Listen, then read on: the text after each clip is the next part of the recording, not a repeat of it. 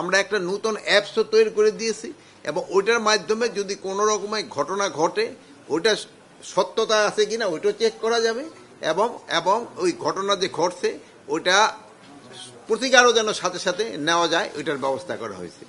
আর এই পূজা উপলক্ষে অনেক সময় আশেপাশে যে মেলাগুলি হয় তারপরে ওখানে গাজার আড্ডা বসে মদের আড্ডা বসে এইগুলি কিন্তু এবার কোনো অবস্থায় হবে কোনো রকমের কোনো মেলা হবে না, বাট ওই ছোটোখাটো দুই একটা দোকান থাকতে পারে যেটা ওই ওই কমিটির থেকে পারমিশন নিয়ে তারা ওই দোকানগুলি স্থাপন করতে পারবে।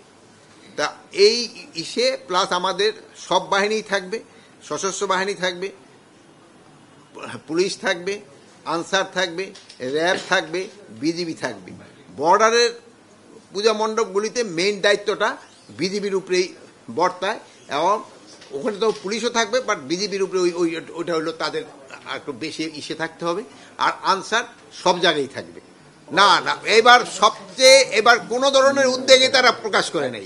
অন্যান্যবার কিন্তু তারা দুই একটা উদ্বেগ প্রকাশ, এই জন্য তাদের দুই একজন রাখলে আমার মনে ভালো তো আছে কিনা চলে গেছে।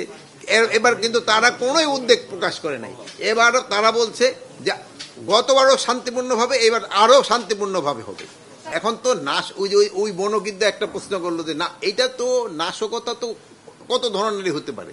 এই যে এই ভাই কিন্তু বলছে দেখি একটা নাশকতা হতে পারে যে আগে থেকে মণ্ডপ বানানোর সময় হয়তো কেউ ভাঙাচুরা করতে পারে, এই ধরনের একটা নাশকতা হতে পারে।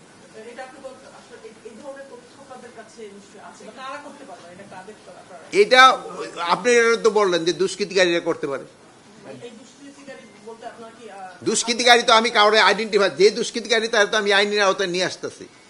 দুষ্কৃতিকারী তো কোনো দল মত বা কোনো পার্টি নেই।